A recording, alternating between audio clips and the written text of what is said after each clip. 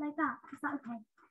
Ganpate Namo Namah Shri Siddhi Vinayaka Namo Namah Ashtavinayaka Namo Namah Ganpati Bappa Moria Om Ganpate Namo Namah Shri Siddhi Vinayaka Namo Namah Ashtavinayaka Namo Namah Ganpati Bappa Moria Om Ganpate Namo Namah Shri Siddhi Vinayaka Namo Namah Ashtavinayaka Namo Namah Ganpati Bappa Moria Om Ganpate Namo Namah Shri Siddhi Vinayaka Namo Namah Ashtavinayaka Namo Namah Ganpati Bappa Moria Om Ganpate Namo Namah Shri Siddhi Vinayaka Namo Namah Ashtavinayaka Namo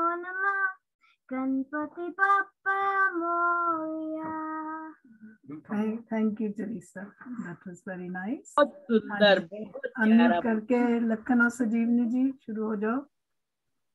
unmute कर लो बेटे. जय श्री कृष्णा, जय श्री राधे. प्रभु आपका कीर्तन करके ही है हर्षित जगत पाए अनुराग भी. असुर भागते डर के दिशाओं में उचित है करे नमन सिद्ध सब तुम्हें.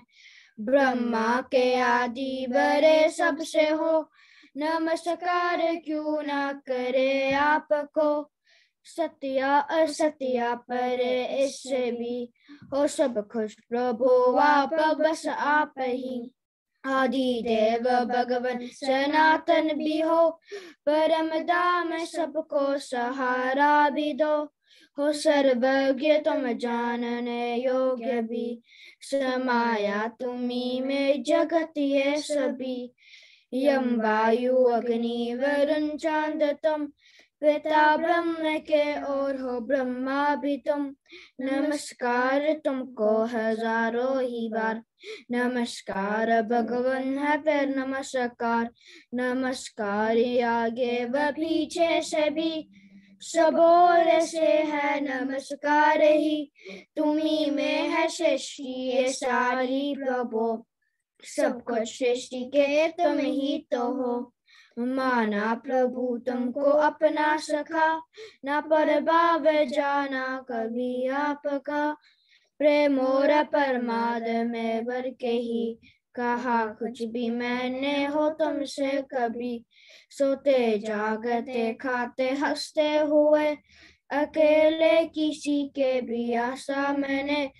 अपमान मुझसे है कुछ भी हुआ भगवान क्षमा उसकी हो चाहता. चराचर जगत पे पिता हो तुम्ही गुरु गुरुओं के भी हो पूज्य तुम्ही. न सम आपके कोई तेरी लोकी में बरकर कोई कैसे हो आपसे. चरणों में गिर करता प्रणाम हो कृपा करो मुझ पे विनती करूं. पिता पुत्र सखा मित्र पति पत्नी को करे माफ वैसे ही मुझको करो. हर्षित हनुमान वैसे है कांपता कभी देखा ना रूप यह आपका. मुझे रूप पहला ही दिखलाइए हे देवेश प्रसन्न हो जाइए. हे देवेश प्रसन्न हो जाइए. जय श्री कृष्णा, जय श्री राधे. जय श्री कृष्णा, जय श्री राधे. बहुत सुंदर बच्चों, वेरी नाइस. हाँ जी, इंदिरा जी अभी तक वो आए नहीं है. हाँ जी. तो क्या कोई और भजन हो जाए उतनी देर या शुरू कर दें, क्योंकि मंजी से 5 तक खत्म करना है आज. मुझे मंदिर जाना है तो इसलिए. हाँ, तो मंजी से पूछिए, शुरू कर लेते हैं, है ना. तो मेरा ख्याल है उनके श्लोकों के बाद ही तक ही आएंगे वो इतना टाइम, क्योंकि आज के श्लोक बहुत ज्यादा वो नहीं है, व्याख्या करने वाले कम ही हैं. पर चलो मंजी से पूछिए. शुरू कर देते हैं. जब आए, जब जैसे ही महाराज जी आ जाएंगे तो हम ब्रेक कर लेंगे. वैसे कर लेंगे, ठीक है, जैसे आप. हाँ जी, आरती जी अनम्यूट कर लीजिए, फिर आप शुरू करिए.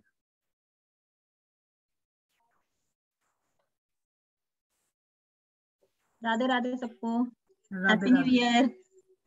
हैप्पी न्यू ईयर जी सबको, सबकी तरफ से और सबको। Thank you. ओम श्री परमात्मने नमः। 12वां अध्याय भक्ति योग। श्री भगवान उवाच। 11वां श्लोक। कर न सके तू अगर इतना भी, तो ले फिर शरण मेरे ही योग की। वश करके मन इंद्रिया अपनी अब, फल छोड़ कर ही तू कर कर्म सब।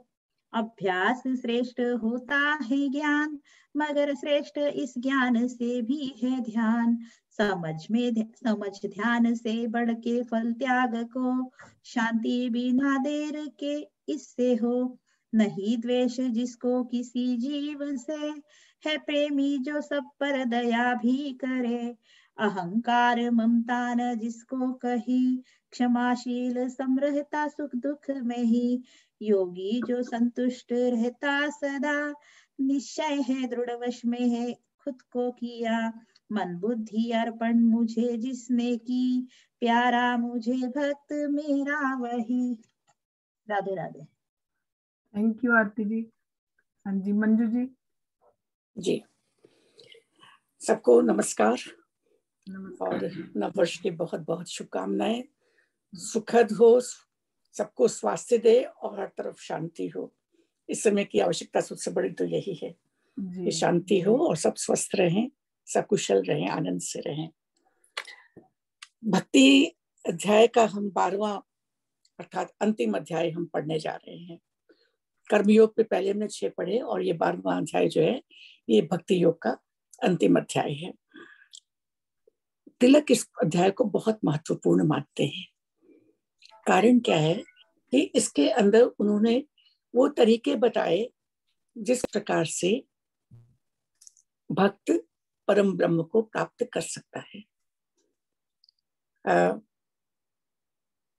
महाराज जी आ गए तो मैं बाद में करती हूँ।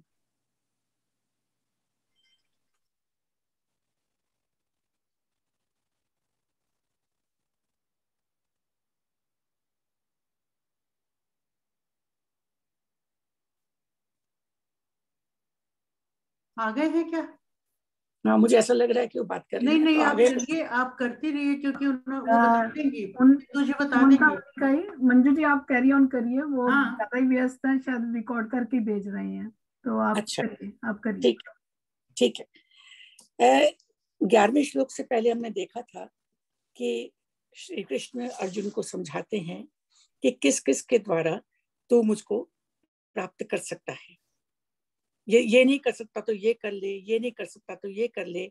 और उससे पहले उन्होंने सगुण और निर्गुण, साकार और निराकार दोनों के तरीके भी बता दिए थे कि किस प्रकार से कौन सी भक्ति करनी, किस प्रकार से मुझे प्राप्त करना जो है वो आसान है। अब यहाँ वो 11वें श्लोक में कहते हैं, कर न सके तू अगर इतना भी, तो ले फिर शरण मेरे ही योग की। वश करके मन इंद्रियां अपने अब, फल छोड़कर तू कर कर्म सब। तो पहले उन्होंने कहा कि तू अपने मन को मेरे में लगा, मन नहीं लगता तो अभ्यास कर, अभ्यास करके कुछ ना कुछ हो जाएगा। यहाँ फिर इसलिए कहते हैं कि होना अगर तुझसे अभ्यास नहीं, यही तुझसे ये अभ्यास भी नहीं हो सकता। अभ्यास किस चीज का? मुझ में स्थिर भक्ति का, निष्काम कर्म का, सबसे प्रेम करने का, जो मुझे प्राप्त करने के मार्ग हैं, यही तो उनका अभ्यास भी नहीं कर सकता। तो फिर तू ऐसा कर, आखिरी उपाय यही है कि तू सारे कर्म मुझ पर छोड़ दे, निष्काम कर्म कर ले। मेरे लिए कर्म करता हुआ तो सिद्धि परम तब भी पा जाएगा, तब भी तुझे परम सिद्धि प्राप्त होगी। स्वयं कृष्ण इस बात को स्पष्ट कर देते हैं कि परमात्मा को प्राप्त करने के 3 मार्ग हैं, कर्म मार्ग, भक्ति मार्ग और ज्ञान मार्ग। तीनों रास्ते उसको बता रहे हैं। पहले के 6 अध्यायों में कर्म का बताया, वहां पे निष्काम कर्म और कर्म संन्यास, कर्म से अपने को विरत कर लेना, वो बताया। फिर भक्ति भी बताया और फिर आगे हम देखेंगे ज्ञान योग की पहले भी चर्चा करते रहे हैं, लेकिन आगे भी करेंगे। लेकिन सबका लक्ष्य क्या है? अंतिम लक्ष्य जो है वो एक ही है, निष्काम कर्म करना। चाहे वो भक्ति के द्वारा करें, चाहे कर्म के द्वारा करें, और चाहे ज्ञान के द्वारा करें। अब आप कहेंगे ये कैसे हो सकता है? जब मनुष्य भक्ति करता है तब भक्ति कब करेगा? जो परमात्मा की वही पहली वाली बात इसी अध्याय के शुरू में जो बता दिया गया था कि जो मेरे विचारों को पूर्णतः स्वीकार कर लेता है वही मेरा भक्त है। फिर उन्होंने अगली बात ये भी कह दी कि कर्म किए बगैर तो रह नहीं सकता, लेकिन कर्मों के फल को छोड़ना है, निष्काम कर्म करना है। जो ज्ञान योग के द्वारा मुझे प्राप्त करने की कोशिश कर रहे हैं वो भी भक्ति और कर्म के द्वारा अंतिम फल जो है निष्काम कर्म उसको ही प्राप्त करते हैं। इसलिए उन्होंने कहा कि यही तू सब काम करता हुआ भी यदि वो कर्म तो मुझे अर्पण कर देगा तो तब भी जो तुझे मेरी प्राप्ति हो जाएगी। अभ्यास से श्रेष्ठ होता है ज्ञान, मगर श्रेष्ठ इस ज्ञान से भी है ध्यान। समझ ध्यान से बढ़कर फल त्याग को, शांति बिना देर के इससे हो। अब क्या है, वो फिर अगली बात कहते हैं कि अभ्यास तो करना है, लेकिन अभ्यास किससे करना है? ज्ञान से, ज्ञान पूर्वक। अंधविश्वास से नहीं करना है, अच्छी प्रकार से समझ बूझ कर करना है। तो ज्ञान जो है वो अभ्यास से भी अधिक श्रेष्ठ है, और इस ज्ञान से भी बड़ा है ध्यान। ध्यान का मतलब क्या है? परमात्मा में लग्न हो जाना। तो समझ ध्यान से बढ़कर के फल त्याग की, शांति बिना देर के इससे ही, कि जब तू इस फल त्याग के ज्ञान को और ध्यान को समझ जाएगा तभी तुझे वास्तव में शांति प्राप्त होगी। नहीं द्वेष जिसका किसी जीव से, है प्रेमी जो सब पर दया भी करे। अहंकार ममता न जिसको कहीं, क्षमाशील सम रहता सुख दुख में। दूसरे अध्याय में भी यही बात श्री कृष्ण ने कही थी। वहां पे भी उन्होंने यही कहा था, निर्ममो निरहंकार यह सर्वत्रान अनभिस्नेह। जो सबसे एक प्रकार का प्यार करता है। जब सबसे एक प्रकार का प्यार करते हैं तो 11वें अध्याय के अंत उन्होंने पहले ही कह दिया था कि वो वैर रहित हो जाता है।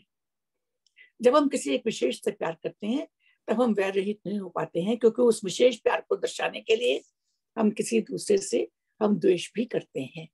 लेकिन जब किसी से द्वेष ही नहीं रहता और जो सब पर समान रूप से दया करता है, तो फिर और वो इसमें ना अहंकार है। मैं 12वां श्लोक कर रही थी ना, 13वां कर रही थी। हाँ, आप 13वां कर रहे थे। 13वां कर रही थी मैं जी। हाँ जी। तो इसमें वो वही बात जो उन्होंने दूसरे अध्याय में कही थी, निर्ममो निरहंकार। निर्मम का मतलब ममता रहित, और निरहंकार मैंने अभिमान से रहित।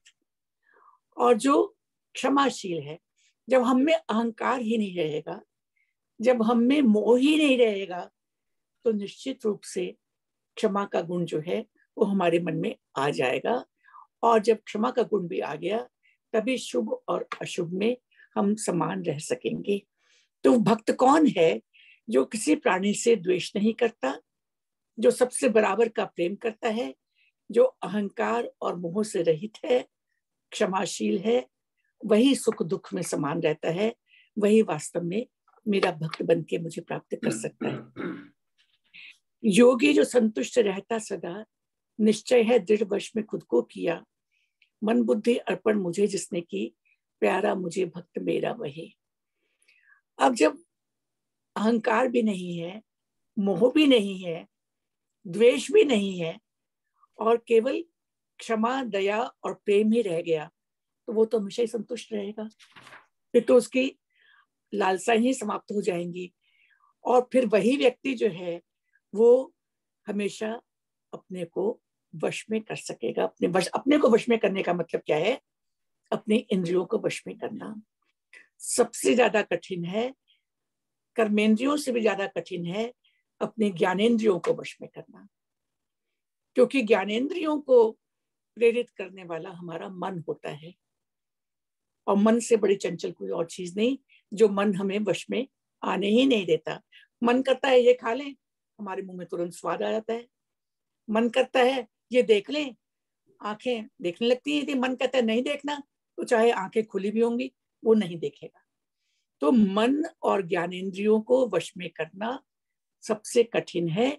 इसलिए वो कहते हैं कि जिसने अपनी इंद्रियों को वश में कर लिया, जिसने अपने मन और बुद्धि को, मन चंचल है, वो इधर उधर भटकने के लिए कहता है, बुद्धि उसके ऊपर बार बार लगाम लगाती है, वो अर्पण करने के लिए प्रेरित करती है। तो जिसने अपने मन और बुद्धि, विचार और भावना, अपने विवेक और अपने इमोशंस को जिसने मुझे अर्पित कर दिया, वही वास्तव में मेरा भक्त कहलाता है। तो बात घूम फिर के वही आ जाती है कि कर्म, भक्ति और ज्ञान परमात्मा को प्राप्त करने के 3 मार्ग हैं, लेकिन इनका लक्ष्य जो है वो एक ही है। ये मनुष्य की प्रवृत्तियां अलग अलग हैं। किसी को मीठा पसंद है, किसी को नमक पसंद है, कोई कोई ऐसे व्यक्ति भी होते हैं जिनको कड़वी चीज भी पसंद होती है, लेकिन लक्ष्य तो वो, जैसे भोजन करने का लक्ष्य है पेट भरना, उसी प्रकार से हमारा मनुष्य के भक्त के जीवन का लक्ष्य जो है परमात्मा को प्राप्त करना है। और वो तभी होगा जब वो अपनी इंद्रियों को वश में कर लेगा। जब इंद्रियां वश में आ जाएंगी तो फिर काम, क्रोध, लोभ, मोह, मद, मत्सर, ये सारे दुर्गुण उसको छोड़ देंगे और वही फिर परमात्मा का सर्वप्रिय भक्त होगा। तो यहाँ पर इन श्लोकों में परमात्मा ने, श्री कृष्ण ने बार बार यही बताया कि कौन उनका सबसे प्रिय भक्त है। वो किसी भी मार्ग से जाए, लेकिन अंतिम लक्ष्य तो उसका यही है, यहाँ तक पहुंचेगा तो वो मेरा भक्त कहलाएगा। धन्यवाद। थैंक यू मंजू जी, बहुत नाइसली आपने बताया। जैसे आगे करते हैं। हाँ जी, अभी वीना जी। राधे राधे, जय श्री कृष्ण। ओम श्री परमात्मनाय नमः। 12वां अध्याय भक्ति योग। जिससे किसी को न कुछ कष्ट हो, किसी से भी खुद कष्ट लेता न जो, हर्ष ईर्ष्या भय न उद्वेग है, प्यारा है मुझको मेरा भक्त वह। आशा रहित शुद्ध जो है सदा, उदासीन दुखों से छूटा हुआ, चतुर कर्तापन का ना अभिमान है, प्यारा है मुझको मेरा भक्त वह। न हर्षित हो ना करे द्वेष जो, नहीं शोक और कामना भी न हो, शुभाशुभ फल की जो इच्छा तजे, भक्त भक्तिमान ऐसा प्यारा मुझे, भक्त भक्तिमान ऐसा प्यारा मुझे। Thank you. Radhe Radhe. Thank you जी। Indira ji. Yes, you can hear me, है ना? हाँ जी, हाँ जी। सबको नमस्कार और सबको नववर्ष की बहुत बहुत शुभकामनाएं। सारे अध्याय में और जो भी इन श्लोकों में आ रहा है, मंजू जी ने बहुत अच्छी तरह से एक्सप्लेन कर दिया है। तो पर फिर भी, और ये जो हमारे पास किताब है, पुस्तक है, बहुत ही अच्छा अनुवाद है। इसको इतना ज्यादा विश्लेषण करने की जरूरत नहीं पड़ती, पर फिर भी थोड़ा बहुत विस्तार में जाने से हमें संतुष्टि रहती है। तो इससे 15वें अध्याय में 15वें श्लोक में, जिससे किसी को न कुछ कष्ट हो, किसी से भी खुद कष्ट न लेता जो, हर्ष ईर्ष्या भय न उद्वेग है, प्यारा है मुझको मेरा भक्त वह। वैसे तो ये बहुत क्लियर है, मगर ये एक बहुत अच्छा अनुवाद है हमारी जो संस्कृत के श्लोकों का। मगर इसमें संस्कृत का जो श्लोक है उसमें उद्वेग के लिए उद्विजते शब्द आया हुआ है, जिसका अर्थ कई भाष्यकार हुए, कई टीकाकार हुए, जिन्होंने गीता को तो बहुत बहुत लोगों ने लिखा। तो इसका मतलब कभी किसी ने चिंता किया है, किसी ने विषाद किया है, परंतु इसका जो अर्थ है वो हम उसके मुताबिक चलेंगे। यहाँ पर इस श्लोक में संस्कृत में जो शब्द आया उस यानी उसका मतलब ये है जिससे लोग उद्विग्न ना होते हो, जो लोगों से उद्विग्न ना होता हो। उद्विग्न शब्द जो है उसको इमोशनल डिस्टर्बेंस के लिए लिया जाता है। अगर हम सरल शब्दों में ये कहें तो यही कह सकते हैं कि जिससे किसी को, इसमें लिखा है कष्ट ना हो, और जिससे कभी किसी को परेशानी ना होती हो, और जो किसी को कभी परेशान ना करता हो, ऐसा व्यक्ति। और जो हर्ष, ईर्ष्या, भय, न उद्वेग है, यहाँ पर आ गया उद्वेग, वही यानी कि इमोशनल, जिसमें डिस्टर्बेंस ना हो। तो कहते हैं कि हर्ष, ईर्ष्या, भय, इन सब उद्वेगों से यानी कि इन सब इमोशन से जो विचलित ना होता हो, ऐसा ही भक्त मुझे प्रिय है। 13 श्लोक ऑनवर्ड जितना भी है उसमें सारे भक्तों के लिए कहा है कि मुझे कौन सा भक्त प्रिय है, और अंत में जाकर के अंतिम श्लोक में वो कहेंगे कि मुझे ये भक्त अत्यंत प्रिय है। शायद इस चीज को हमने ध्यान न दिया, अभी तक प्रिय भक्त चले आ रहे हैं और अंतिम श्लोक में अत्यंत प्रिय भक्त आएगा। आशा रहित शुद्ध हो सदा, उदासीन दुखों से छूटा हुआ, चतुर कर्तापन का न अभिमान है, प्यारा है मुझको मेरा वो भक्त। अब इस श्लोक में भी एक शब्द आया हुआ है सर्वारंभ परित्यागी। इसका मतलब हमारे लिए जानना बहुत जरूरी है। जो किसी से कोई आशा नहीं रखता, शरीर और मन से पवित्र है, जो कुशल है, जो उदासीन यानी तटस्थ है, जो कि न्यूट्रल है, जो व्यथाहीन है यानी दुखों से छूटा हुआ है, जो कर्म के फलों को त्याग कर चुका है, ऐसा भक्त मुझे प्रिय है। इस श्लोक में ये कहा गया है। इस श्लोक का जो संस्कृत में शब्द है सर्वारंभ परित्यागी, इसका मतलब हमारे लिए जानना बड़ा अच्छा रहेगा।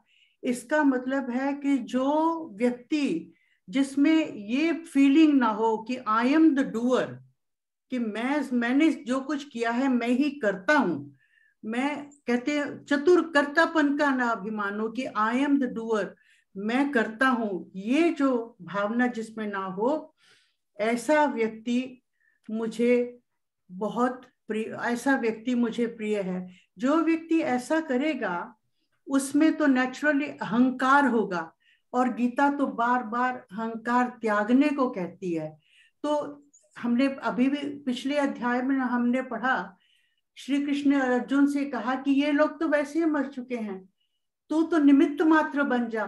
तो इसका मतलब यही है कि कार्य जो भी हो रहा है वो भगवान कर रहा है, we are not the doer. इसका अभिमान हमें नहीं होना चाहिए, हम तो केवल निमित्त मात्र हैं। ऐसा जो सोचता है ऐसा भक्त मुझे बहुत प्रिय है। उसके बाद आता है न हर्षित हो न करे द्वेष जो, नहीं शोक और कामना भी हो, शुभाशुभ फल की जो इच्छा तजे, भक्त भक्तिमान ऐसा प्यारा मुझे। कि जो हम लोग आमतौर पे जब खुशी होती है तो बहुत खुश हो जाते हैं, तो उसमें भी हमारे को एक संतुलन रखना चाहिए कि जो बहुत ना हर्षित होता हो और ना द्वेष करता हो, और ना ही बहुत शोक हो गया तो उसमें बहुत ज्यादा शोक में गिर जाना, वो भी ठीक नहीं है। और बहुत आशाएं भी बांध के नहीं रखना चाहिए। और जिसने कर्म फल को त्याग ही दिया, वो तो शुभ और अशुभ कैसा भी फल हो उसकी इच्छा को तो त्यागेगा ही। क्योंकि कर्म, अगर कोई फल की इच्छा से कर्म करता है तो वो एक लालच होता है इंसान के मन में। तो कर्म फल को के त्याग की तो बहुत ज्यादा गीता में बार बार कहा है। तो कहते शुभ और अशुभ फल की जो इच्छा तजे, इसकी जो इसने कर्म फल को ही तज दिया तो शुभ अशुभ की इच्छा तो स्वयं ही समाप्त हो जाएगी। तो ऐसा भक्त, जो भक्तिमान भक्त मुझे प्यारा है। That's it. Thank you. Thank you ji, thank you Indira ji, simple and nice. हाँ जी उषा कनानी जी। जय Shri Krishna everyone and happy new year to everyone.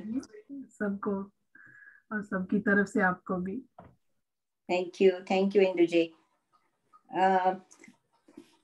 अध्याय 12 भक्ति योग, श्लोक नंबर 18.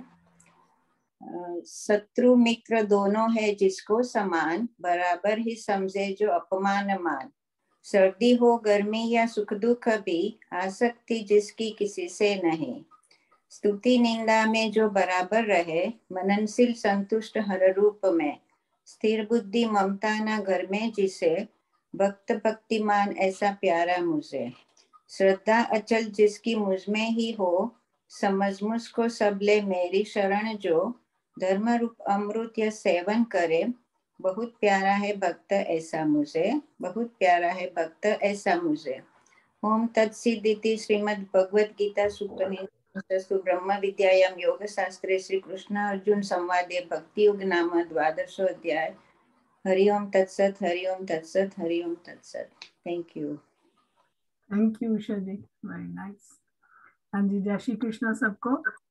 और थोड़ा ट्राई करूंगी आपको एक्सप्लेन करने का. ये जो 18वां, 19 और 20वां श्लोक है, अभी तक भगवान जी ने अलग अलग तरीके बताए हैं, क्वालिटीज बताई हैं कि उन भक्तों की जो भगवान को प्यारे लगते हैं, क्या उनमें क्वालिटीज होनी चाहिए ताकि भगवान को प्यारे लगे. अब ये 18वें और 19वें श्लोक में उन्होंने 10 और क्वालिटीज बता दी हैं कि भी कैसे डिवोटी को होना चाहिए जो भगवान के प्रिय हो सके. तो हम लेते हैं एक एक को. जैसे शत्रु मित्र दोनों है जिसको समान, अलाइक टू फ्रेंड एंड फो. इसमें कि जो भक्त होते हैं वो सबकी तरफ एक जैसा व्यवहार करते हैं, जो सच हो उसी का ही साथ देते हैं. वो अपने दिल में दोस्ती या दुश्मनी को हावी नहीं होने देते. सब कुछ कोई प्रेफरेंस नहीं होती उनकी. और इसकी एक मिसाल है, जैसे कि प्रहलाद जो राजा थे, उनके वो इस चीज में बहुत माने गए थे कि भी वो किसी के साथ ना बुरा करेंगे ना अच्छा करेंगे, जो सच होगा उसी का ही साथ देते थे. So it illustrates the point अच्छी तरह. प्रहलाद जी के एक बार उनका लड़का जो विरोचन था, उसके गुरु के लड़के सुदामा के साथ उलझ गए. तो वो दोनों, वो कहते कि मैं सुपीरियर हूँ और गुरु का बेटा कहता मैं सुपीरियर हूँ. वो कहते, तो विरोचन कहने लगा कि मैं तो राजा का बेटा हूँ तो मैं सुपीरियर हूँ. तो वो कहता मैं ऋषि का बेटा हूँ तो मैं सुपीरियर हूँ. तो काफी आपस में उलझ गए और उन्होंने ऐसे शर्त लगा ली कि भी जो सुपीरियर होगा वो ही रहेगा, दूसरे को मौत लेनी पड़ेगी. तो अब इसका निश्चय कौन करे कि कौन सुपीरियर है. तो उन्होंने कहा कि ऋषि के बेटे ने, सुदामा ने कहा कि हम प्रहलाद से, तेरे बाप से पूछ लेते हैं. तो वो कहता कि तू ये नहीं सोचेगा कि भाई वो मेरी साइड लेगा, मेरा फादर है. तो कहता नहीं, मेरे फादर ने, ऋषि ने कहा हुआ है कि भाई जो प्रहलाद है वो सच का ही साथ देते हैं, तो इसलिए मुझे कोई इस पे आपत्ति नहीं है, तो हम वहां जाते हैं. तो वो दोनों गए. प्रहलाद ने कहा कि भाई ये बात हो रही है, तो अब आप बताइए क्या कौन सुपीरियर है. तो उन्होंने कहा कि भाई इसका अपने क्या करना क्या है पता करके. तो वो कहते हैं ऐसे है कि हम एक जाना जो सुपीरियर है वो रहेगा, दूसरे को मरना है. तो उसने अपने लोगों को कहा कि भी मंत्रियों को कि भी इसको, मेरे बेटे को ले जाओ मारने के लिए, क्योंकि सुपीरियर तो ऋषि का बेटा ही है. जो मेरे गुरु हैं उनका बेटा ही सुपीरियर हो सकता है, मेरा बेटा तो सुपीरियर नहीं हो सकता. तो सभी हैरान होने लगे. तो उसने, जो सुदामा था, उसने कहा कि अगर आप मुझे सुपीरियर मानते हो तो फिर जो मैं कहूँगा आप मानेंगे. तो प्रहलाद कहता हाँ मैं मानूंगा. तो फिर उसने, सुदामा ने कहा उनको कि भी इसे मरने से रोक लो, जाने से रोक लो। तो उसने उसी समय उसको रोक लिया कि भाई अपने मंत्रियों को कहा कि इसको छोड़ दो, नहीं लेके जाना मारने के लिए।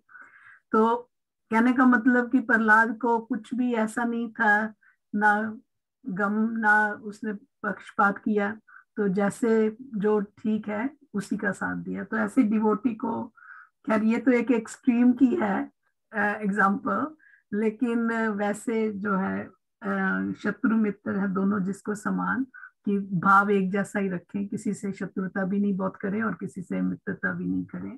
तो ये उसका है। और दूसरा उनका नेक्स्ट है, बराबर ही समझे जो अपमान मान, equipoised in honour and dishonour. Devotee के दिल में भगवान के प्यार की इतनी रोशनी होती है कि उसे दुनियादारी के मान अपमान की कोई इम्पोर्टेंस ही नहीं रहती। और इसकी एक मिसाल है कि जैसे कोई जाना अपने नजायज रिश्ता कोई करता है किसी के साथ, तो उसको अंदर से डर होता है कि भी मैं, लोग क्या कहेंगे, ये ठीक है या नहीं ठीक है। लेकिन जब वो उस रिश्ते में इतना डूब जाता है तो उसको कोई परवाह नहीं रहती कि कोई क्या कहेगा क्या नहीं कहेगा। सिमिलरली अगर हम भगवान के साथ, जो डिवोटी है अगर भगवान के साथ इतना जुड़ जाते हैं, तो उनके अंदर एक इतनी रोशनी आ जाती है कि उनको कोई फर्क नहीं पड़ता कि कोई उनका मान करे या अपमान करे दुनिया में। तो वो अपनी उधर ही लगे रहते हैं लोगों का। सो इसलिए वो बराबर ही रहते हैं मान या अपमान में। और उसके बाद है, सर्दी हो गर्मी या सुख दुख भी, alike in cold and heat, joy और sorrow। डिवोटीज डोलते नहीं है चाहे जैसी भी परिस्थिति हो, क्योंकि वो जानते हैं कि कुछ भी परमानेंट नहीं है, ये सब आता जाता रहेगा जैसे रात और दिन। तो भगवान से फोकस हटाकर इन चीजों में लगाने का कोई फायदा नहीं है। तो इसलिए वो एक जैसे ही रहते हैं, उनको कोई फर्क नहीं पड़ता। और फिर नेक्स्ट है, आसक्ति जिसकी किसी से नहीं, free from unfavourable associations. Association with person और ऑब्जेक्ट इज कॉल्ड संग। तो जो दुनियादारी की तरफ खींचे वो कुसंग, अनफेवरेबल एसोसिएशन हो जाती है। जो भगवान की तरफ ले जाए वो सत्संग, फेवरेबल एसोसिएशन हो जाती है। सो डिवोटीज तो सत्संग ही प्रिफर करेंगे। तो इसलिए ये कहा गया कि जितना आप सत्संग कर सकते हैं तो उतना ही भगवान के पास प्यारे लगेंगे। और फिर नेक्स्ट है, स्तुति निंदा में जो बराबर रहे, take praise and reproach alike. दुनियादारी में रहते हुए जो एक्सटर्नली मोटिवेटेड है, अप्रिशिएशन और रिजेक्शन मेक्स अ डिफरेंस। क्यों हम दुनियादारी में रहते हैं, कुछ करते हैं तो अंदर से चाहते हैं शायद हमें कोई अप्रिशिएट करे, और अगर नहीं कुछ ठीक होता तो कोई रिजेक्ट करता है तो महसूस करते हैं। लेकिन इन फीलिंग्स को अगर डिवोटी अंदर से ही भगवान की तरफ ही, धार्मिक प्रिंसिपल से ही भरा हुआ है, तो उसको कुछ फर्क नहीं पड़ेगा कि कोई उसकी निंदा कर रहा है या उसकी स्तुति कर रहा है या अप्रिशिएशन कर रहा है या उसको रिजेक्ट कर रहा है। तो क्योंकि वो अंदर से ही इतना भगवान की फोकस हुआ है। तो ये मननशील, गिवन टू साइलेंट कॉन्टेम्पलेशन।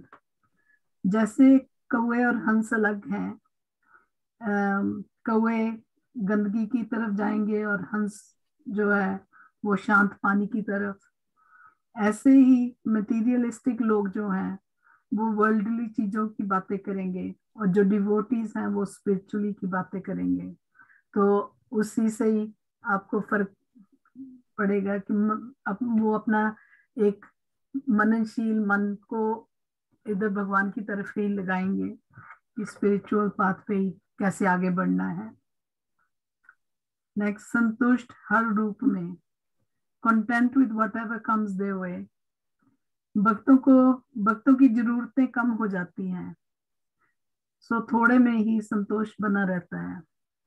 सो क्योंकि अगर हम दुनियादारी में हैं तो हम जरूरतें अपनी जितनी बढ़ाते हैं उतना ही हम दुनियादारी में घुसते हैं, खूबते हैं, और जितनी हम जरूरतें कम करते हैं उतना ही हम पीस ऑफ माइंड, कंटेंटमेंट मिलती है। ये एक फैक्ट है और आई एम श्योर कईयों ने एक्सपीरियंस भी किया होगा। तो ये काफी जरूरी है कि आपको संतुष्टि मिले तो आपका माइंड, पीस ऑफ माइंड भी थोड़ा मिलेगा उससे। ममता न घर में जिसे, without attachment to the place of residence. आत्मा के लिए तो कोई दुनिया में परमानेंट घर है ही नहीं, हो ही नहीं सकता, क्योंकि मरने पर आत्मा उससे छोड़ ही जाती है। सो इसलिए जो डिवोटी है वो अपने मकान को टेम्पररी रहने वाली जगह समझता है, उससे लगाव नहीं करता, क्योंकि उसे पता है कि ये तो यहाँ का ही है। आत्मा जो है वो तो अपना इसको रखना ही नहीं है, जाना ही जाना है। और फिर स्थिर बुद्धि, intellect is firmly fixed in me. भगवान जी कह रहे हैं डिवोटीज जानते हैं कि सब कुछ उसी का है और उसको खुद को सरेंडर, अर्पण करने पर ही उसकी कृपा मिलेगी। सो इसलिए वो इधर उधर नहीं भटकते, बस उसी में लगे रहते हैं।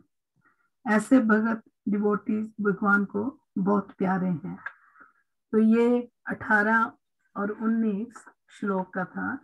अब जो 20वां श्लोक है, ये इसके 12वें अध्याय में शुरू में अर्जुन ने भगवान जी से एक क्वेश्चन किया था कि वो किसको श्रेष्ठ मानते हैं, जो कि उनकी पूजा करते हैं पर्सनल फॉर्म में या जैसे भक्ति योग द्वारा, जहाँ जो कि उनकी पूजा फॉर्मलेस ब्रह्म रूप में, निराकार रूप की पूजा करते हैं ज्ञान योग द्वारा।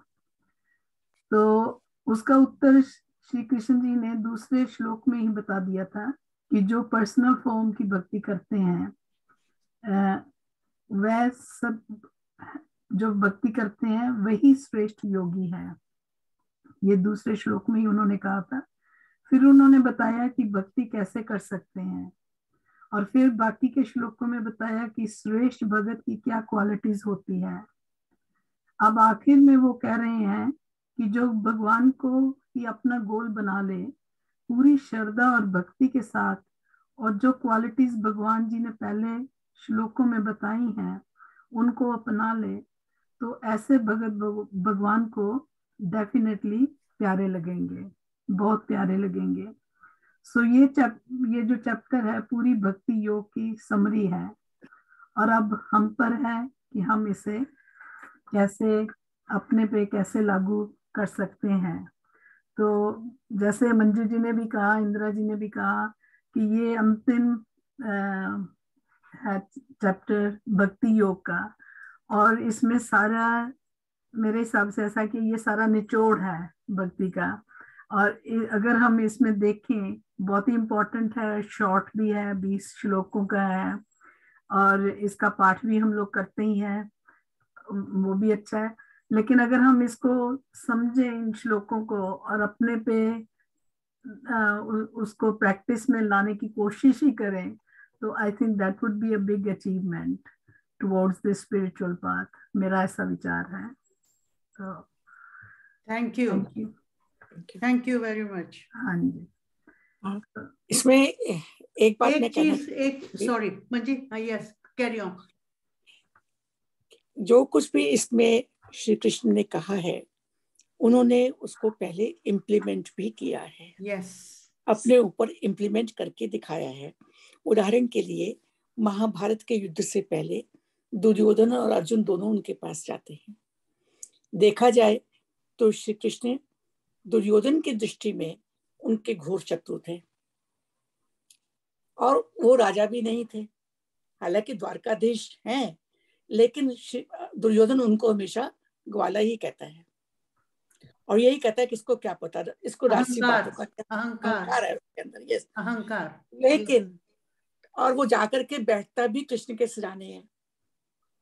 अर्जुन जो उनके परम भक्त हैं उनके चरणों में बैठते हैं, लेकिन वहां पर भी श्री कृष्ण दोनों को बराबर का मौका देते हैं। और क्योंकि दुर्योधन को लगता है कहीं अर्जुन गलती से उनकी सेना ना मांग बैठे, इसलिए वो पहले मौका चाहता है, उसको पहले मौका दे देते हैं। तो ये उन्होंने इम्प्लीमेंट किया कि उनके लिए शत्रु और मित्र कोई नहीं है, जो भी कोई उनके शरण में आया वो बराबर है।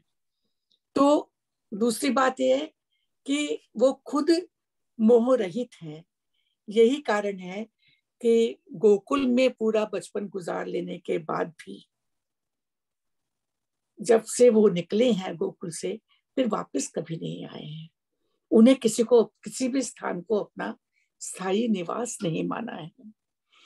तो निर्मम, निरहंकार, शत्रु मित्र को समान और बस निष्काम कर्म, उनके जो 3 कर्म हैं जो परमात्मा ने पहले ही बता दिए, परित्राणाय साधूनाम विनाशाय च दुष्कृताम धर्म संस्थापनार्थाय, वो जो 3 कर्म करने आए हैं उन कर्मों को करने के लिए हैं। तो स्वयं भगवान रूप होते हुए भी उन्होंने अपने जीवन में इन बातों को पहले इम्प्लीमेंट करके उदाहरण पेश किया और फिर जाकर के उन्होंने गीता में उपदेश दिया। कृष्ण के जीवन को ध्यान से पढ़ें तो हमें ये सब बातें उनके जीवन में बार बार दिखाई देती हैं। और सबसे बड़ी बात है अभिमन्यु की मृत्यु पर। अभिमन्यु उनको अपने पुत्र से भी अधिक प्रिय था, पाला भी उन्होंने था, उनका शिष्य भी था, और इतनी छोटी सी आयु में जब चला गया वो, और अर्जुन संभल नहीं रहे हैं, वहां पर भी वो विचलित नहीं होते हैं। तो इन सब चीजों को पहले कृष्ण ने स्वयं अपने जीवन में किया, और उस जो व्यक्ति कर लेता है उसी का उपदेश होता है, फिर वो ग्राह्य होता है। नहीं तो फिर हम परोपदेश कुशल बहुतेरे कह के बात टाल देते हैं। लेकिन यहाँ पे परोपदेश नहीं है, पहले उन्होंने क्रियान्वित किया और फिर उन्होंने ये बात कही। मंजू जी कहते हैं ना इंग्लिश में, प्रैक्टिस बिफोर यू प्रीच। उन्होंने वही किया। और अभी मैं महाराज जी का मैसेज आया है, क्योंकि वो बहुत व्यस्त थे इसलिए ज्वाइन नहीं कर पाए, तो उन्होंने ऑडियो मैसेज भेजा है, तो I will put that on for you all now. जय श्री कृष्ण, जय श्री राधे, जय भगवत गीता, जय गौ माता, जय गुरुदेव।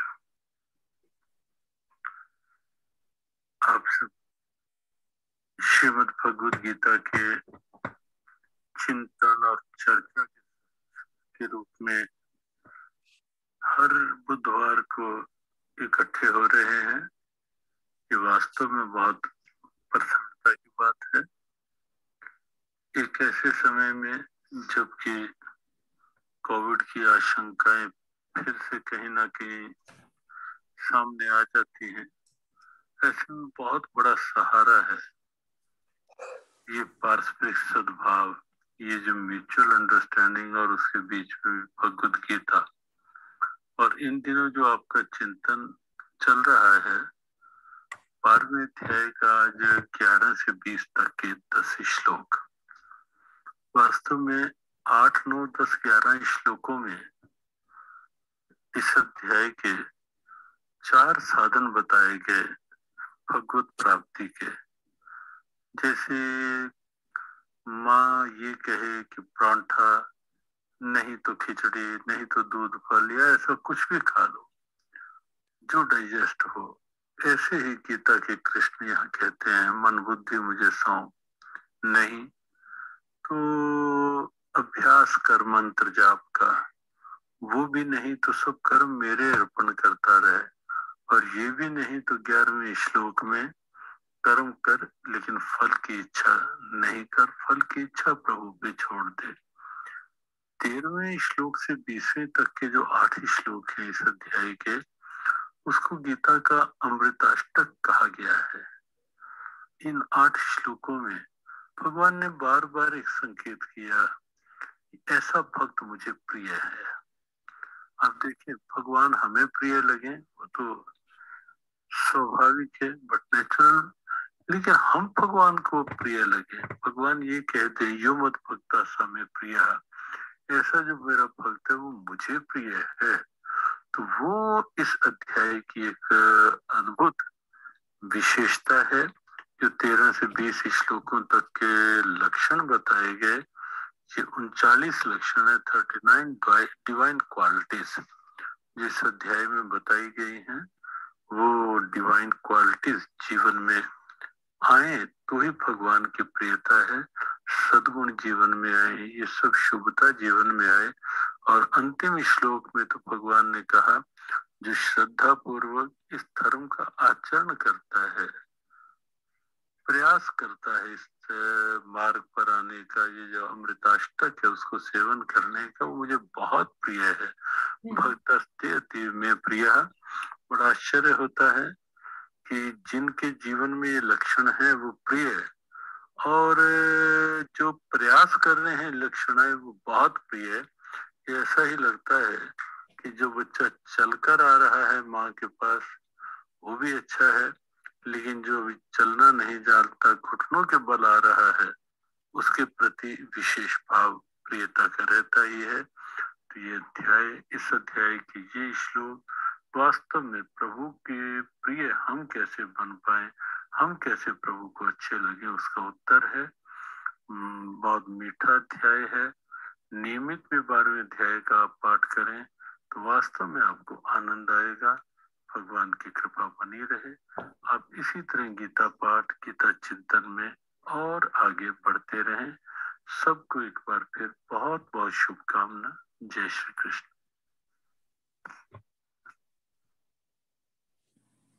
Very nice. Very nice. ये 12वें अध्याय की एक सबसे बड़ी खूबसूरती ये है, जैसे मैंने कहा था 13वें अध्याय से लेकर के 20वें अध्याय तक कौन से भक्त मुझे प्रिय, और अंत में उन्होंने जाके कहा मत परमाह, कि जो मुझ में परायण है, मुझसे युक्त हैं, वो मुझे अत्यंत प्रिय हैं। तो इसमें जो और भी गुण बताए गए हैं, काम, क्रोध, लोभ, मोह, अहंकार, ये हमारे एवरीडे लाइफ में भी अगर इनको हम थोड़ा भी त्यागने की कोशिश करें, निष्काम कर्म से थोड़ा भी त्यागने की कोशिश करें, तो हमारा जीवन बहुत सुखमय हो सकता है। और मुझे लगता है गीता से हम पर असर हो रहा है। हम अटैचमेंट में बहुत ज्यादा रहते हैं, हमें वो अटैचमेंट ही तो मार रही है हमें, बच्चों की या कुछ भी। अटैचमेंट, प्यार होना बहुत जरूरी है। अटैचमेंट को वो कहते हैं कम करो। वो किसके लिए कहते हैं? हमारे लिए। इससे हमें ही सुख मिलेगा, अंत में हम ही सुखी होंगे। ईर्ष्या द्वेष से अलग दूर रहेंगे तो हमें ही सुख मिलेगा। तो ये जो जितना भी 12वां अध्याय है, ये बहुत ही प्रैक्टिकल है, बहुत प्रैक्टिकल। इस पर हम लोग एवरीडे चल सकते हैं। इस तरह का ये अध्याय है। इसमें सिर्फ अध्यात्म अध्यात्म और राम राम राम राम या पूजा पूजा ये सब कुछ नहीं बताया। इसमें बड़ी प्रैक्टिकलिटी बताई हुई है, लाइफ की प्रैक्टिकलिटी बताई है। और इसीलिए अंतिम अध्याय है, इसमें सारा निचोड़ है, भक्ति के द्वारा ही सही। और देखिए कितनी स्वतंत्रता दी है गीता ने हमको, चाहे सगुण पर चलो, चाहे निर्गुण मार्ग पर चलो, पर चलो। और ये हमारे लिए ही अच्छा है। बात तो चलने की है। हाँ बिल्कुल। हाँ। जैसे आपने कहा इंदिरा जी, मुझे भी लग रहा है कि भी सब पे असर हो रहा है, जो जुड़ रहे हैं, जुड़े हुए हैं। क्यों शशि जी, शशि कालरा जी, अनम्यूट करिए। बोल बोल शशि, कुछ बोलो बोलो। अनम्यूट करिए। हाँ जी हाँ जी हाँ जी। नहीं, बिल्कुल सही बात है। जितना समझेंगे उतना अच्छा है, और अपने ऊपर उसको अप्लाई करेंगे, करना चाहिए। पर अब अपने ऊपर कितना हम अप्लाई कर पाते हैं, ये हम पर ही निर्भर है ना। ये डिपेंड करता है ना। ये कहना बड़ा आसान है, कहना बहुत, करना चाहिए। बिल्कुल बिल्कुल बिल्कुल। बहुत अच्छा आज का अध्याय। अब अगला शुरू हो जाएगा ज्ञान योग, जो सबसे कठिन है। पर श्री कृष्ण की एक बहुत बड़ी खूबी है कि समन्वयात्मक दृष्टि है।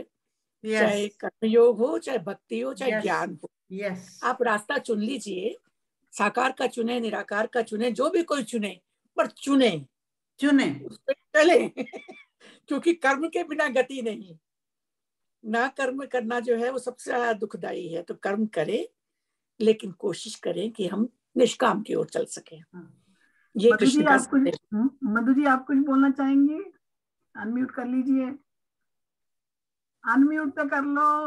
मधु जी इन कर्मों पर हाँ जी, बस जय श्री चीजों पर कृष्ण, चलती यही हैं। कहना सी हो गया सब है। कुछ वेरी बोल नाइस। दियो ਤੁਸੀਂ ਤਾਂ हाँ जी, ਮੈਂ ਕਿਹਾ ਤੁਸੀਂ ਤਾਂ ਬਹੁਤ ਪਹੁੰਚੇ ਹੋਏ ਭਗਤੀ ਯੋਗ ਵਿੱਚ। ओहो thank you thank you thank you. हाँ ਬਾਕੀਆਂ ਨੂੰ ਵੀ ਗਿਆਨ ਦੇ ਦਿਓ ਥੋੜਾ। ਹਾਂਜੀ ਹਾਂਜੀ, ਹਜੇ ਤਾਂ ਪਹਿਲਾਂ ਬਟੋਰ ਤਾਂ ਲਈਏ। मैं पता की साक्षी ने कल ਨੂੰ जाना है, वो आई हुई सीगी। जो अरे ज्ञानी नाले होते हैं ना बंदना वो हमेशा कहते हैं हम बटोर रहे हैं। हाँ मैं वो तो बढ़ते बटोर जाते रही हैं हूँ अपने आप को। बिल्कुल। ठीक है जी, ठीक है। हाँ जी, और कोई बोलना चाहेगा कुछ? शशि व्यास। क्योंकि बटोरता भी वही है जो थोड़ा बहुत उसको समझता है। बिल्कुल, अगर समझोगे नहीं तो बटोर सकते ही नहीं, फिर तो चल रहा है, कोई किस्सा चल रहा है, सुन रहे हैं।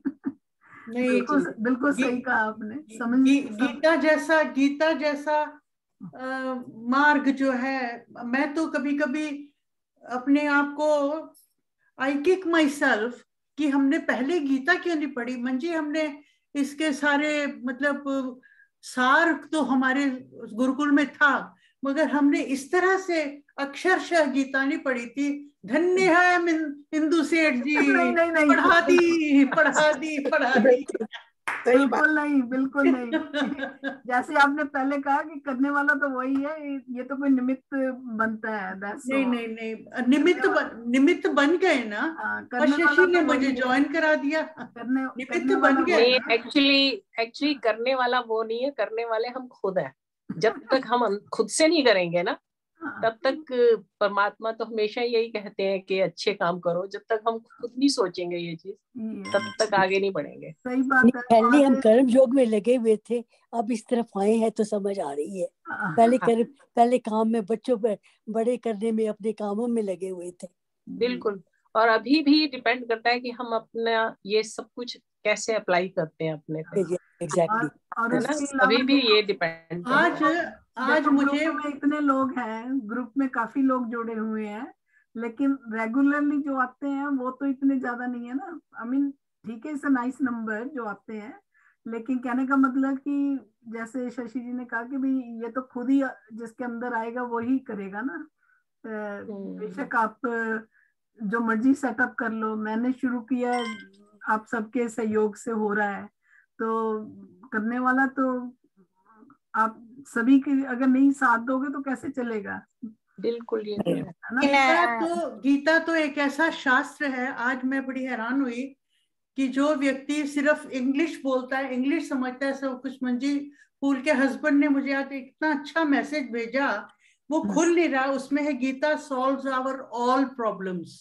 अगर हम देखें कि वो सिर्फ भक्ति नहीं कहता, वो कहता है जिसकी जो प्रवृत्ति है, जिसका जो स्वभाव है, अगर किसी को कर्मयोग के द्वारा उस तरह से करो, किसी को भक्ति के द्वारा करना है उस तरह करो, किसी को ज्ञान के द्वारा, क्योंकि ये तीन चीजें तो इंसान के शरीर के साथ जुड़ी हुई हैं जब से हम पैदा हुए हैं, ये तीन चीजें।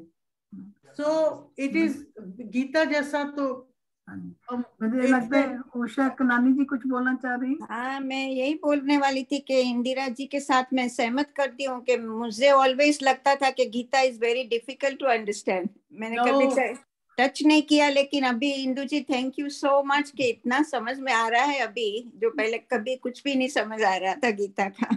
तो नहीं तो ये बहुत अच्छा है कि हम साथ मिलके करते हैं।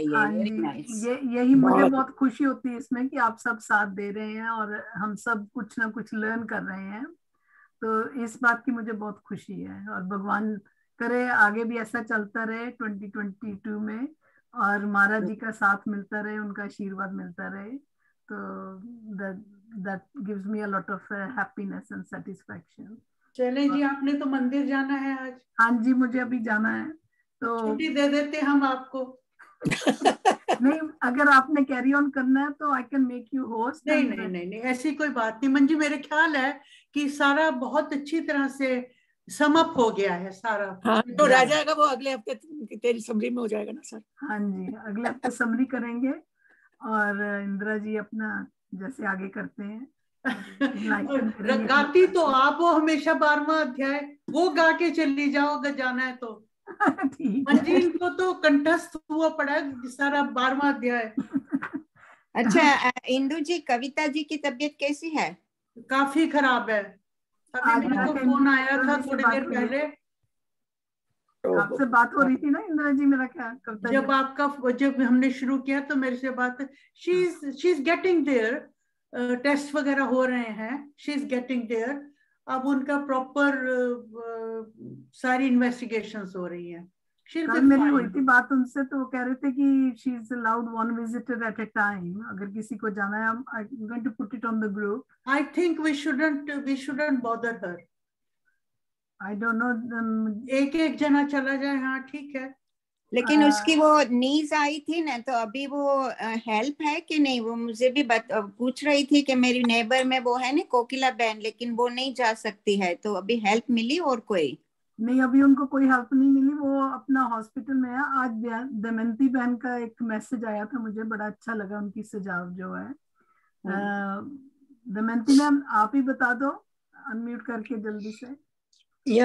उसने मुझे फोन किया था, और एक रीटा मिस्त्री करके है, उसको भी फोन किया था कि अगर मुझे कोई हेल्प मिले तो। I think she is worried about coming home when and someone helping her, but I was just thinking that if we could all do a bit, take turns to do, or I mean, I think she wants somebody at night as well. So I've been asking, but I haven't found anyone. I know with my daughter-in-law's grandmother, there's a lady who's come from India for a holiday, but she's staying with her 24/7, and they're paying her. So if you could get somebody like her, but obviously that lady should be appropriate and reliable also. Yes. Yeah. So there are various things we can do, somebody can go during the day, somebody could go during the night, but then she's got her niece as well. It seems as though there's a niece as well, so obviously we could ask her opinion as well. She is physically very dependent at the moment, very dependent, so she needs help who is ready to help her. But अगर India से वो भी कोई ऐसे नहीं मंगा सकते वो? आजकल नहीं मिल रहा वीजा, इस बात के लिए बहुत पता लग गया उनको।